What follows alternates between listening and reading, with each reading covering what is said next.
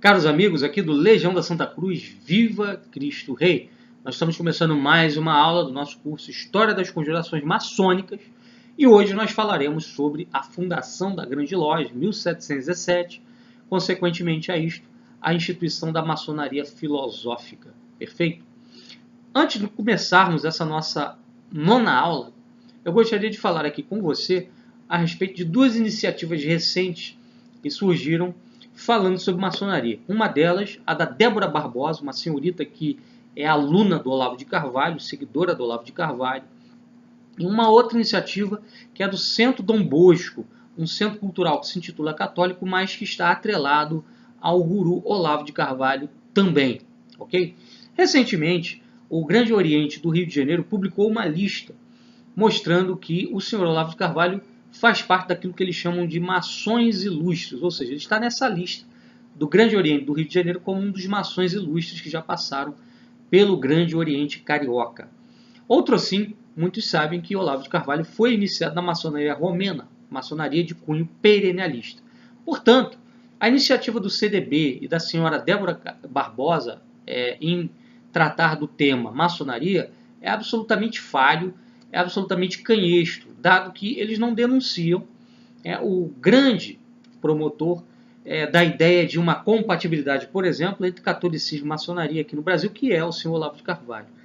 No curso desses dois canais, seja do CDB, seja da Débora Barbosa, deveria constar uma observação a este fato, ou seja, que o Olavo de Carvalho é um maçom, que o Olavo de Carvalho é um sujeito que vem infiltrando ideias esotéricas no meio católico. No entanto, eles não falam absolutamente nada disso e dão a entender que estão agora preocupados com a influência da maçonaria na sociedade brasileira, quando nós aqui no Legião da Santa Cruz já vínhamos falando disso há muito tempo atrás.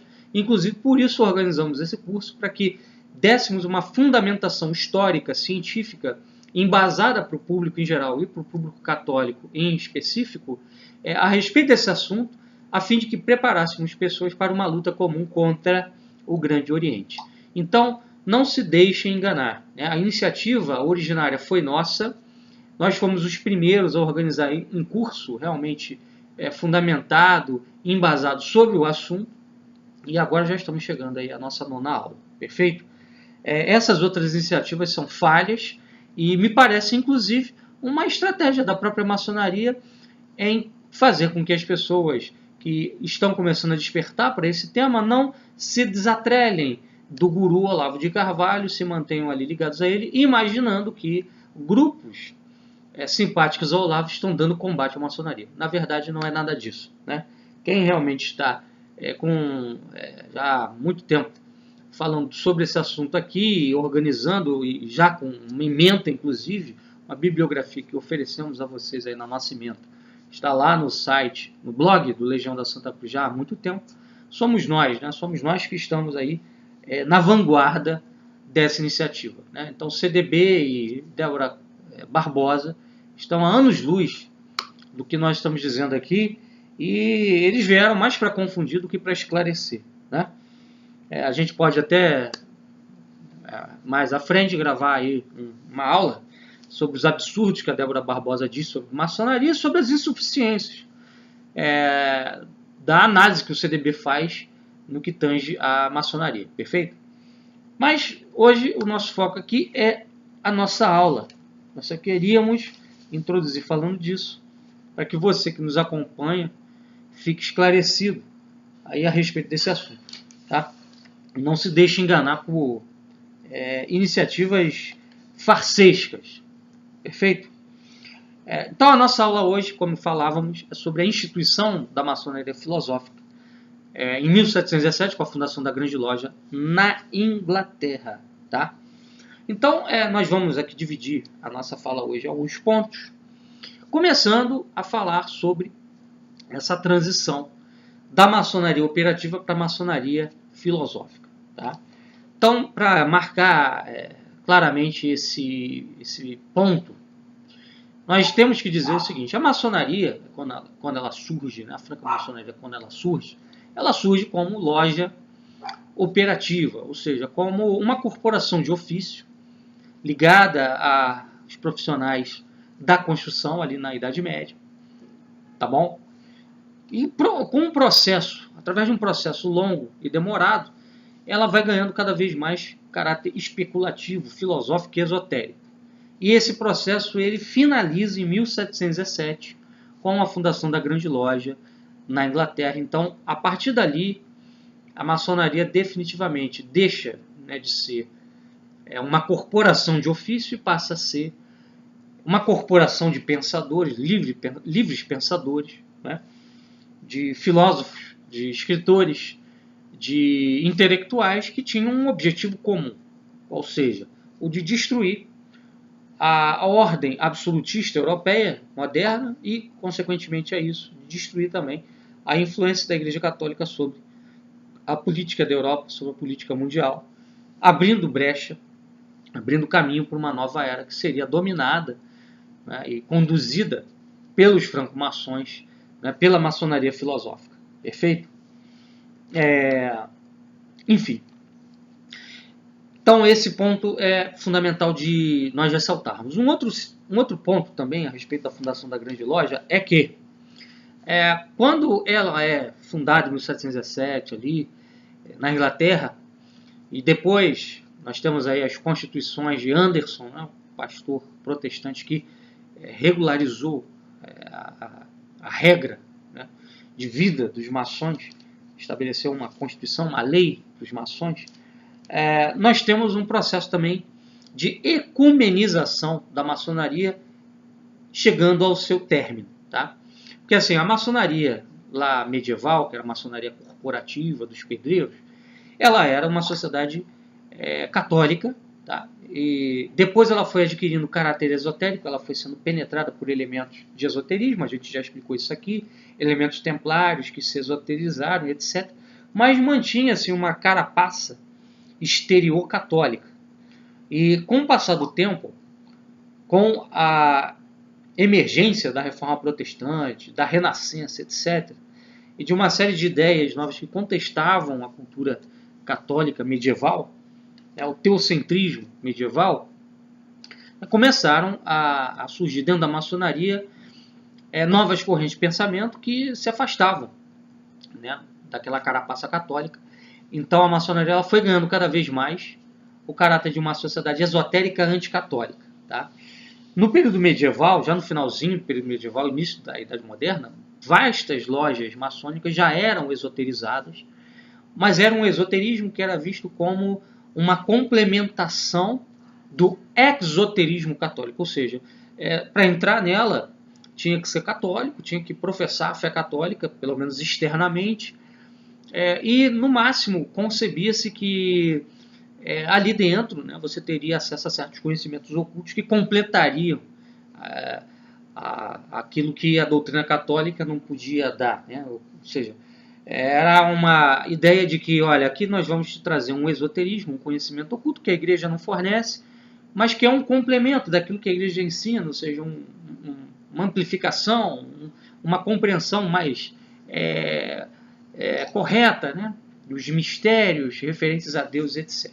Bom, já era algo herético, né, evidentemente, porque partia do pressuposto de que havia um conhecimento oculto, né, e que a religião exterior, a religião exotérica católica, era apenas uma religião feita para o povão, para a massa, enquanto que os sujeitos mais iluminados, né, uma elite intelectual, teria que ter acesso realmente a um conhecimento oculto que iria para além daquilo que a igreja ensinava, né? Enfim, já era um contexto de heresia, né? Mas só que a coisa vai piorando com o passar do tempo à medida que a maçonaria ela deixa de ver essa carapaça católica e ganha uma carapaça mesmo de sociedade filosófica com objetivos anticatólicos, com objetivos de derrubada da ordem católica, da ordem monárquica ali do período moderno, perfeito? Enfim, e aí a maçonaria ela vira realmente uma ordem ecumênica, né? Uma sociedade ecumênica onde pessoas de diversas religiões vão ser aceitas, né? Protestantes, católicos, livre-pensadores, ateus, etc. Tá? Pessoas de diversas correntes de pensamento, né? De várias filosofias e religiões, ok? Com a fundação da Grande Loja também ocorre a ampliação dos graus maçônicos, também é interessante notar. Por quê? Originalmente havia apenas 3 graus na maçonaria, né? O de aprendiz, o de companheiro e o de mestre. Depois foi acrescentado um 4º grau, né? O chamado grau do arco real, mas é um acréscimo. Então, originalmente eram 3 graus. Na verdade, originalmente eram 2 graus, aprendiz e companheiro. Depois surgiu de mestre, perfeito? E depois um 4º do arco real, mas com a instituição da maçonaria filosófica, surge aquilo que nós chamamos de rito escocês. E esse rito escocês vai ser baseado nos 33 graus. Tá? Eu vou aqui fazer uma leitura breve de algumas observações feitas pelo Carlos Maior Lopes e pelo Gonzalo Sanz Larry, 2 historiadores, que tratam dessa amplificação, dessa ampliação dos graus dentro da maçonaria. Eles dizem assim, no livro La Maçonnerie de la A à la Z, né, um dicionário que ambos organizaram a respeito de temas maçônicos.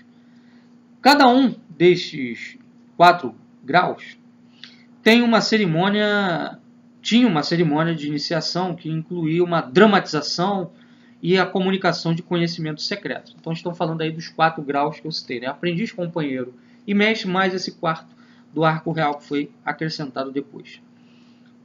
Enquanto aos chamados graus laterais, sua expansão, que por sua rapidez e variedade supõe uma autêntica explosão, teve lugar na França a partir do famoso discurso de Ramsay, no qual se punha em relação os maçons com os cavaleiros das cruzadas.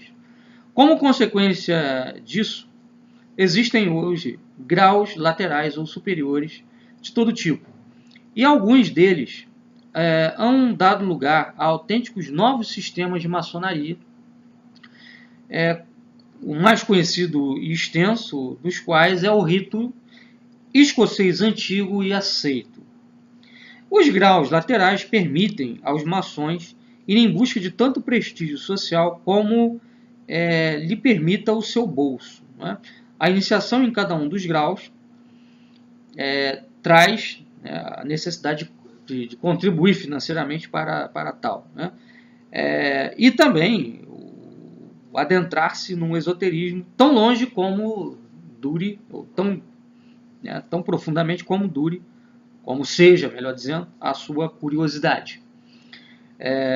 Há que destacar, todavia, que há graus que não se praticam e que se outorgam em bloco com outros graus de maior nível e importância, de forma que a única coisa que se pode citar deles é o seu nome, ou seja, são graus meramente simbólicos, né? Então, nestes 33 graus, há realmente graus que são de iniciação, que levam ao conhecimento mais profundo de esoterismo, tá?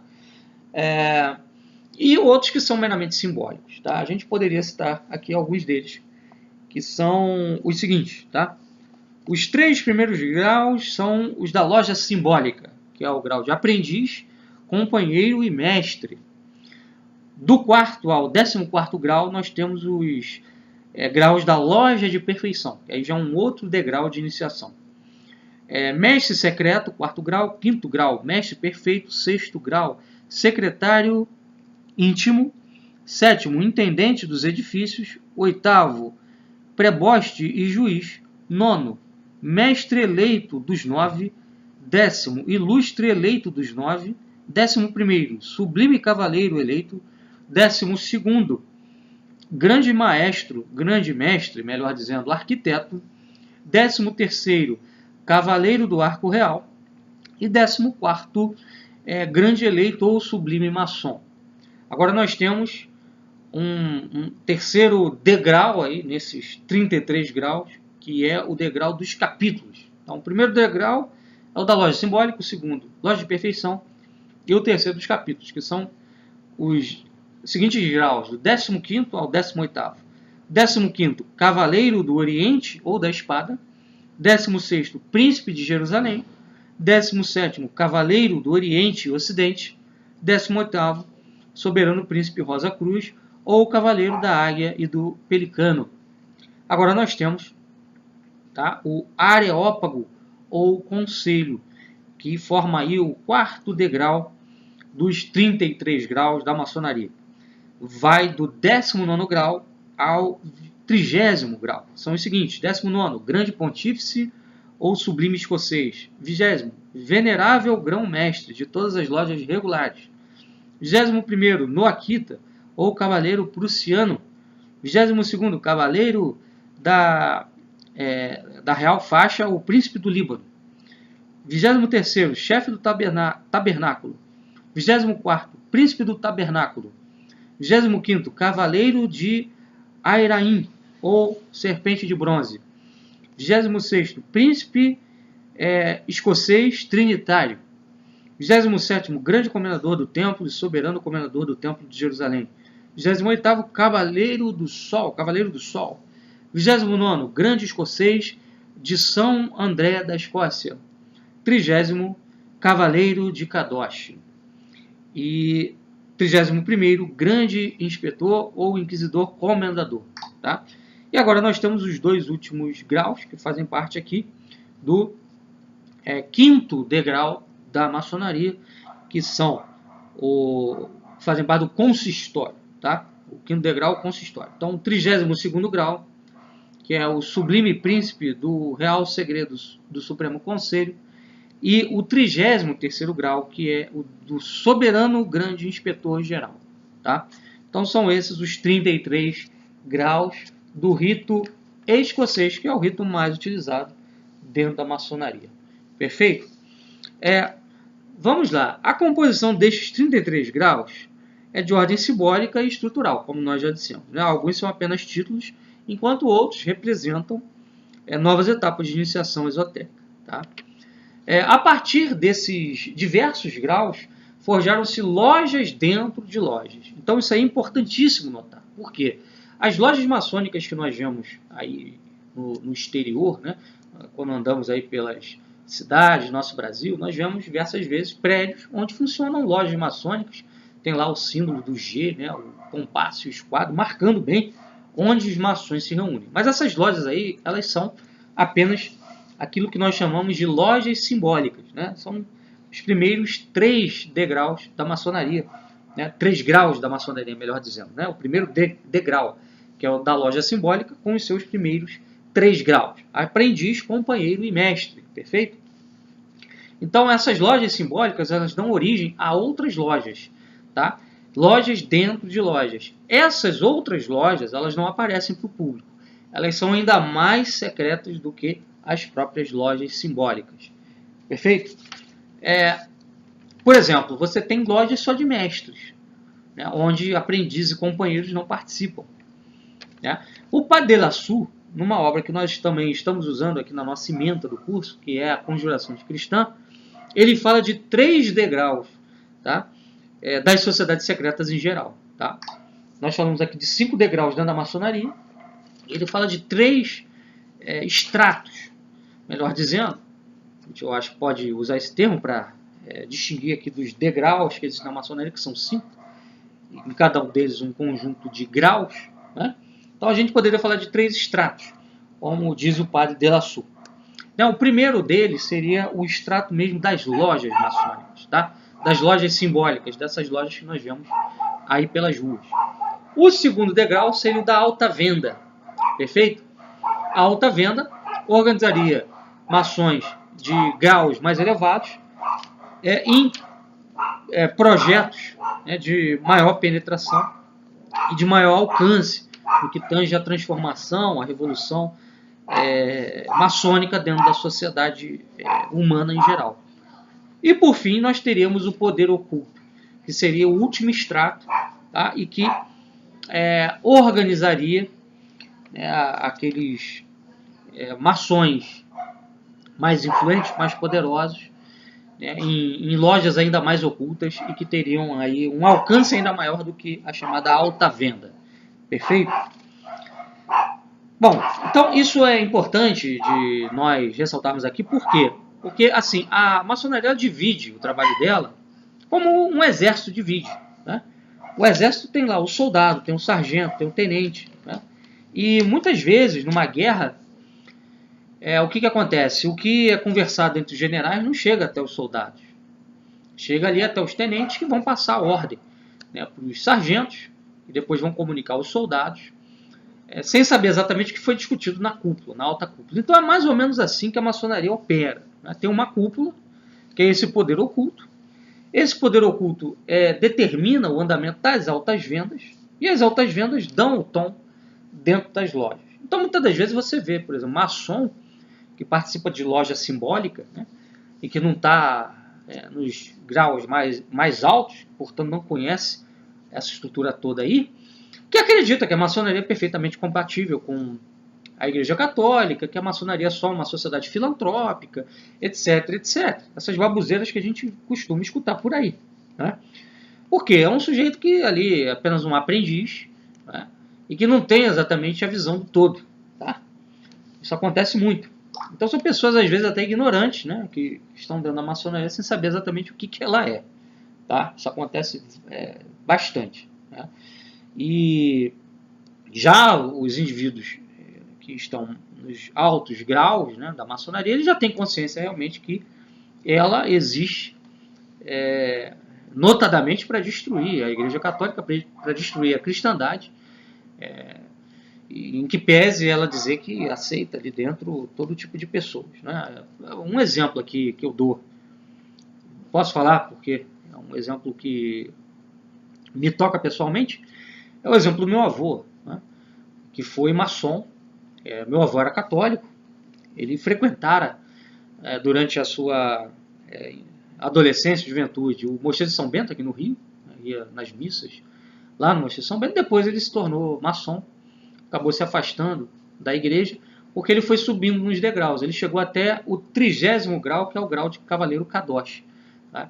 E ele, depois dessa iniciação que ele sofreu, ele passou a ter uma aversão absoluta ao catolicismo. E o empenho dele era justamente trabalhar pela demolição do catolicismo de todas as formas. Né? Então, assim, eu tenho um exemplo desse na minha família, né? Posso falar com muita propriedade. Então, aqueles maçons de graus inferiores muitas vezes não têm esse engajamento porque eles não conhecem o que a maçonaria exatamente pretende. Os maçons de graus mais altos conhecem. E você só chega a esses degraus mais altos se você vai se comprometendo cada vez mais com esse projeto. Quer dizer, se os maçons mais elevados eles percebem que você tem capacidade de produzir algo nesse sentido, né? Você, sendo um católico, sei lá, você tem ali um potencial para se desviar da tua fé, da tua religião, eles vão te puxar para o alto, né? Vão te iniciar, vão fazer uma lavagem cerebral em sua mente, né? Vão trabalhar um esoterismo mais aprofundado na tua cabeça, a fim de que você possa virar um general, deixar de ser soldado. Né? Para os soldados, eles fornecem apenas aquelas informações fundamentais e necessárias que eles podem saber sem que eles atrapalhem, né, os planos da maçonaria ou saiam. Um exemplo clássico também que eu posso dar aqui é que, por exemplo, na época que meu avô era ainda vivo, né, hoje ele é falecido, ele muitas das vezes se reunia com amigos maçons para articular apoios a candidaturas de pessoas que eram da maçonaria, que vinham como vereadores, deputados, etc. E muitas das vezes os aprendizes da loja eles não tinham absolutamente nenhum conhecimento que aqueles candidatos, né, faziam parte do alto escalão da maçonaria e que uma vez chegando ao poder, né, eles agiriam contra coisas que os aprendizes acreditavam. Né? Digamos, um aprendiz lá que imaginava que era possível ser católico e maçom ao mesmo tempo. Né? Ia lá trabalhar para um candidato a vereador maçom lá dos altos graus, que uma vez na política iria trabalhar para atrapalhar a igreja. Né? Quer dizer, mas isso evidentemente não era passado e não é passado para o aprendiz. Então esse tipo de coisa existe muito na maçonaria. É assim que ela opera, no secretismo o mais completo possível. Né? E a divisão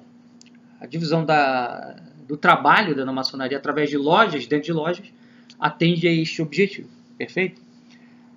Bom, a gente vai continuar aqui agora esclarecendo o seguinte: por que, né, uma pergunta muito interessante, né, por que a grande loja ela tem sua sede na Inglaterra? Por que ela surgiu na Inglaterra, né, tentando aí organizar as lojas maçônicas que já existiam pelo mundo em torno de uma constituição? Por que surgiu lá na Inglaterra? Bom, a grande loja inglesa ela é uma síntese de uma série de coisas, né? Como a gente falou, a maçonaria ela surge lá na Idade Média como corporação de pedreiros e depois ela vai se esoterizando progressivamente. E a Inglaterra é um lugar para onde muitos templários que tinham se esoterizado lá na Terra Santa fugiram. Inglaterra e Escócia, né? De modo que eles vão formar lá na Escócia a chamada Ordem de Wellington, tá? E depois vai surgir uma outra ordem também de cavaleiros templários esoterizados, chamada Ordem de Kilwinning, que vão aos poucos se fundindo, é isso? E recebendo também elementos que vinham fruto aí da Renascença, da Reforma Protestante, etc. Cabe lembrar que a Inglaterra foi um dos focos, né, mais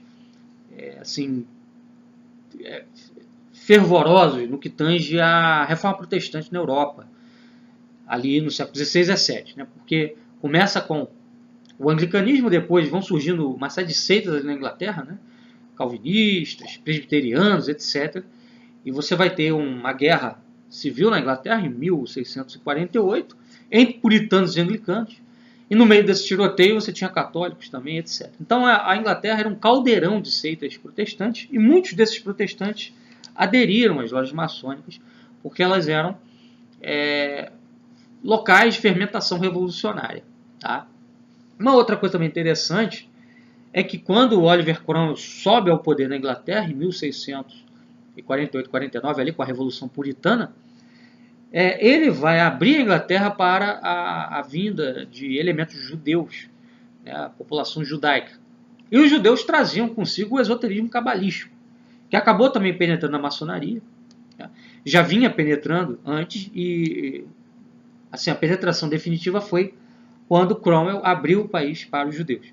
E desse fermento todo de protestantes, judeus, livres pensadores, etc., é que surgiu, né, a grande loja inglesa, que passa a ser, a partir daí, 1717, a sede mundial da maçonaria, ou seja, a Santa Sé da maçonaria, o Vaticano da maçonaria. Perfeito? Então é por isso que a coisa surgiu ali e é por isso que a coisa está sediada ali. Né? A Inglaterra, então, é a pátria, né, da maçonaria filosófica, em razão de ter sido um local onde o protestantismo se deflagrou com muita efervescência e em razão de ser um local para onde boa parte dos judeus cabalísticos e que vinham sendo expulsos dos países católicos, como Portugal e Espanha, foram morar, né, na época do Cromwell, e dali eles entraram nessas lojas e começaram a utilizar essas lojas também como um veículo de ação política para a derrubada da ordem cristã, da ordem católica, da ordem monárquica europeia. Tá? O que vai levar às revoluções do século XVIII, isso aí é o tema da próxima aula. Perfeito? Das próximas aulas, melhor dizendo. Bom, a gente queria também hoje aqui falar brevemente de alguns símbolos, né, utilizados pela grande loja, que são importantes para a gente entender o que é exatamente a maçonaria. Tá? Vamos lá. O primeiro símbolo que nós gostaríamos de abordar aqui, tá, é o símbolo do G. Né? Vocês veem aí em várias lojas maçônicas, né, o G, né, o compasso esquadro, dentro do compasso esquadro, o G. Né? O G simboliza muita coisa. Né? Por exemplo, aqui o Gonzalo Larre e o Carlos Lopes dizem assim: o G é uma letra sagrada que aparece no centro do esquadro. É a primeira letra da palavra inglesa God, ou Deus. Isso aí denuncia, mais uma vez, a origem inglesa, né, da maçonaria filosófica. Outros maçons a identificam com o G de geometria, símbolo da arte e da arquitetura. Esse símbolo se encontraria no Oriente, seria um símbolo venerável e etc. Bom, aí quando a gente vem aqui para geometria, os dois autores eles falam da seguinte maneira a respeito desse símbolo do significado da geometria dentro da maçonaria. Dizem assim: a geometria é uma palavra que provém do grego, que significa geo, terra, e metria, medida, quer dizer, a medida da terra. Também equivale a diva mater ou mater geradora, ou seja, a diva mater, diva, deusa mater, deusa mãe, ou a madre geratriz, aquela que gera, também chamada Geia, ou esposa de Urano e madre dos titãs, mãe dos titãs. Então, lá na Teogonia da Grécia Antiga, que é um poema pagão de Hesíodo, fala da origem dos deuses e diz que os dois primeiros deuses eram Geia, a terra, e Urano, o céu. E do casamento do céu com a terra surgiram os titãs e surgiram os demais deuses. Perfeito? Então, alguns maçons também remetem à geometria, o G, a Geia, ou seja, a deusa mãe, a deusa terra. Por sua vez, o significado fundamental da letra G, que enlaça a maçonaria com os ensinamentos das escolas pitagóricas lá da antiguidade, está presente na primeira Constituição Maçônica de Anderson, de 1723, onde se escreve o seguinte sobre a geometria: Adão, nosso primeiro pai, criado à imagem e semelhança de Deus, o grande arquiteto do universo, teve escrito em seu coração, teve a geometria escrita no seu coração, assim como as outras ciências liberais, as chamadas 7 artes, que formavam o trivium e o quadrivium.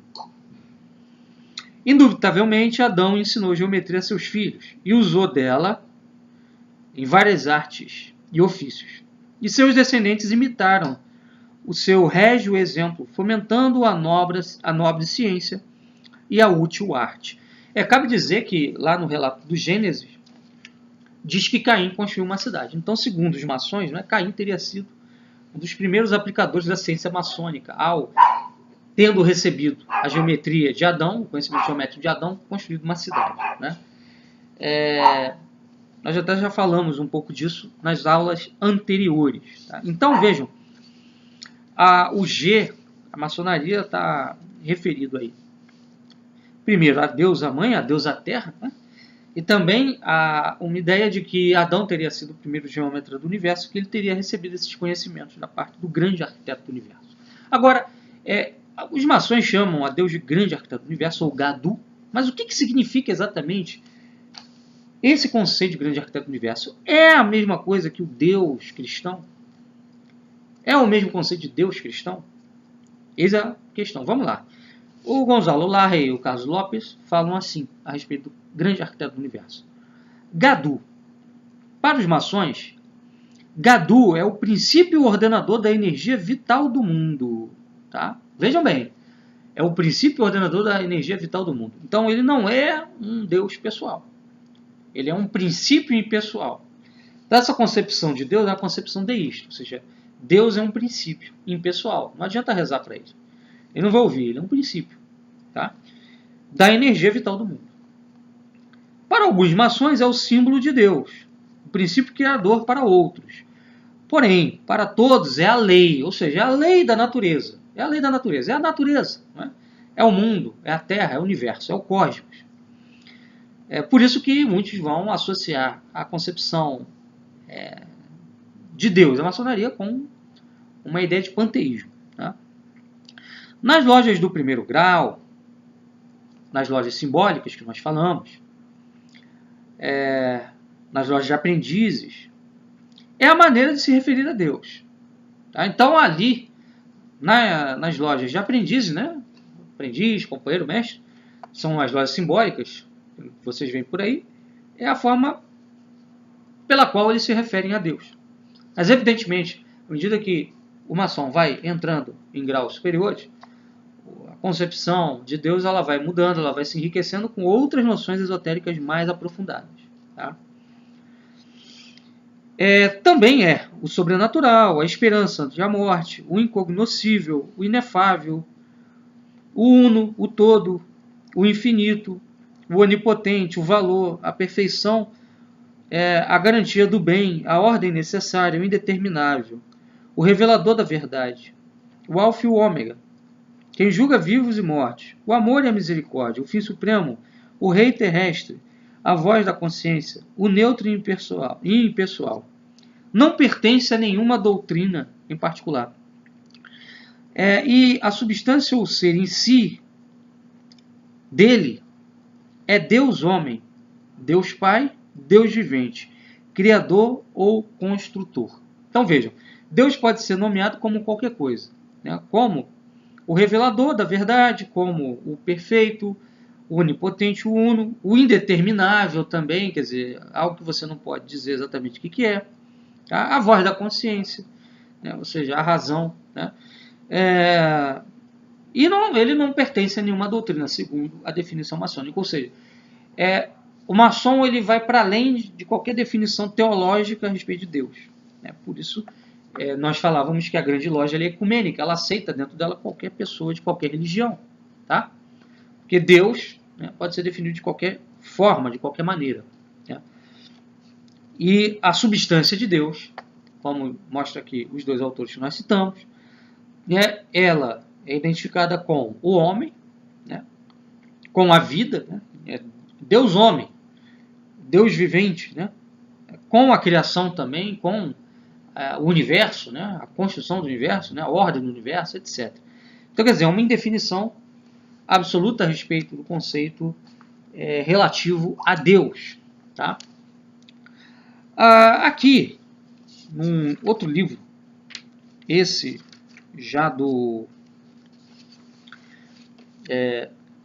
Leadbeater, né, muito conhecido, Charles Leadbeater, um maçom inglês, que também foi um dos pais da teosofia. Cabe lembrar também que os maçons eles foram aí fundadores de uma série de seitas, né, nos últimos séculos. A teosofia é uma delas. Aqui o Leadbeater, né, ele vai falar da seguinte forma em relação aos deuses pagãos. Né. Aqui na página 36 desse livro, Pequena História da Maçonaria, ele diz assim, comentando sobre a religião egípcia, perfeito? Ele diz assim, veremos pelo relato anterior que o povo egípcio já se achava familiarizado com as divindades, antes com as formas divinas de Osíris, Ísis e Horus.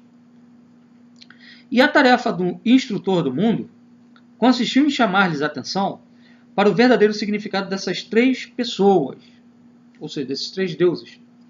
Ignoramos em que época foi ali introduzido o conhecimento desses três aspectos de Deus, mas na ocasião de nossa experiência tinham seus lugares na simbologia dos mistérios. Vejam o que ele fala. Três aspectos de Deus. Segundo o Leadbeater, Osíris, Ísis e Horus eram apenas, esses deuses pagãos todos, eles são apenas aspectos do Gadu, da divindade. Tá?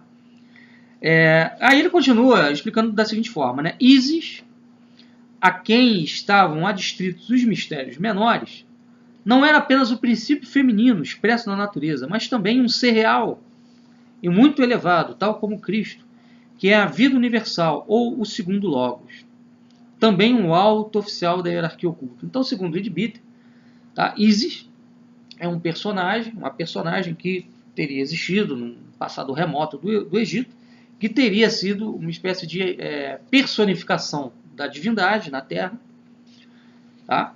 Princípio feminino da divindade na Terra, como Cristo foi a personificação da vida universal, né? Um segundo Logos, etc. Então, para o maçom, todos os personagens religiosos eles são perfeitamente encaixados dentro dessa conceituação do Gadu. Então, todos os deuses pagãos eles seriam, na verdade, apenas reflexos do Deus Gadu, tá? Que não é o Deus cristão. Né? O Deus cristão ele é o Deus criador do universo, mas distinto do universo. Ele não é o universo, ele cria o universo, né? cria o homem à sua imagem e semelhança, mas ele é sobrenatural, ele transcende o universo. O conceito maçônico, Gadu, ele pode ser identificado com o universo, com a lei universal, com o cosmos, com a natureza, com a matéria. Né? Por isso que a filosofia da maçonaria se aproxima do deísmo e do panteísmo. Perfeito? Bom, um outro símbolo também interessante, nós já falamos aqui do G, da geometria, do arquiteto do universo, né? E do conceito de que em todas as religiões existem aspectos do Gadu, portanto todos os deuses das mais diferentes religiões são apenas aspectos parciais do Gadu. Só quem teria realmente o conhecimento total do Gadu seria o maçom. Cabe lembrar também de um outro símbolo muito interessante que ajuda a gente a entender o que é a maçonaria, né? Que é a trolha. O que é a trolha? A trolha é a pá do pedreiro. Tá? Só que no caso a trolha maçônica é uma pá bem triangular, né? Bem pontiaguda. Hoje a pá do pedreiro que a gente usa aqui, ela é meio circular na ponta. Né? Então essa trolha é um símbolo usado nos rituais maçônicos para falar do companheirismo que deve existir entre os maçons. E muito interessante, porque a trolha, ou a pá do pedreiro, ela existe para que você embosse, né, a parede. E ao emboçar a parede, o que o pedreiro faz? Ele esconde os defeitos da parede, né, as diferenças de prumo, né, e tal. De maneira que ele consegue igualar a parede todinha com um emboço. Esse é o trabalho da trolha, né, o trabalho da pá. Tá? Então o que simboliza a trolha dentro da ordem maçônica? Simboliza justamente o papel que todo maçom tem de escamotear, de esconder o defeito dos seus irmãos. Ou seja, o companheirismo, um tem que ajudar o outro, um tem de se solidarizar com o outro. De maneira que existe um princípio da maçonaria que diz o seguinte: a lei interna da maçonaria, as leis internas, elas são superiores às leis externas, do mundo externo. Tá? Então, um exemplo, né? Se um maçom descobre que um outro maçom cometeu um crime, por exemplo, para defender um irmão da maçonaria, ou para fazer com que os projetos da maçonaria avancem na sociedade, ele não pode revelar isso para as autoridades externas. Né? Ou seja, isso tem de ser escamoteado, coberto pela trolha, pelo companheirismo, pela amizade, né? Pelo espírito de fraternidade que existe entre os irmãos. Daí o lema, né? Igualdade, liberdade, fraternidade, que é um lema maçônico, tá? E que envolve isso aí, né? O escamotear ações de outros maçons em prol da fraternidade maçônica, ou seja, em prol de que as ações, os projetos da maçonaria vão adiante. Inclusive, sobre isso tem um filme interessante, que é um filme ficcional, mas ele expressa muito bem essa realidade, que é o filme Sociedade Secreta. Inclusive, eu costumo passar esse filme para os meus alunos quando trato desse tema, quando leciono sobre Revolução Francesa, o papel da maçonaria na Revolução, onde mostra o seguinte: um sujeito que quer entrar para uma ordem paramaçônica, que é a School of Bones, que existe lá nos Estados Unidos. Depois a gente até vai falar sobre isso melhor, né, mais à frente. E, na ocasião, um sujeito descobre que o School se reunia lá num local ermo, secreto, e ele consegue capturar o livro, né, iniciático do School. De modo que um membro do School descobre isso, e aí ele briga com o sujeito que rouba, né, esse livro, e o sujeito acaba morrendo dentro, né, lá do templo do School. E aí o pai desse sujeito, que era um juiz, né, escamoteia toda a situação, articula com a polícia local, né, com a promotoria local, para que o crime seja jogado nas costas de outra pessoa e não do filho dele, né, justamente para impedir que a questão dos School and Bones venha à tona, que aquele segredo saia né, e venha a público. Enfim, então aí acontece ali todo um complô, né, onde os membros do School, todos eles se protegem um ao outro, para impedir que a coisa realmente faça água, né? Impedir que que o membro do School seja criminalizado e que os planos do School vão à frente. Enfim, então é um filme interessante de se ver, né? Acho que dá para encontrar aí na internet. Sociedade Secreta, filme interessante, embora seja ficcional, ele trata muito bem disso, né? De que as questões internas ali da Sociedade Secret School, que é uma sociedade paramaçônica, elas são resolvidas pelas leis internas do School. Mesmo que aconteça um crime, aquilo não pode ser levado para a autoridade pública cuidar. Então, basicamente com base nisso se fundamenta, o companheirismo maçônico. Perfeito? Então, a maçonaria é uma sociedade que ela busca, vamos dizer assim, estar acima e além das leis, além dos partidos, além das facções. Isso também é importante notar. A maçonaria é uma sociedade que transcende tudo, transcende partidos, facções, etc. Ela busca manietar todos os partidos e facções para as suas finalidades. Tá? E ela se vê como o templo de Salomão, como a grande guia e mestra da humanidade em direção a uma nova era. Então, na próxima aula, nós vamos continuar falando aqui sobre a doutrina da maçonaria, e depois nós vamos entrar especificamente em Revolução Francesa, onde falaremos mais especificamente aí do papel da maçonaria no desencadeamento da Revolução, no curso da Revolução e etc. Tá bom, pessoal? Então, até a próxima, fiquem com Deus, viva Cristo Rei e até mais. Um abraço.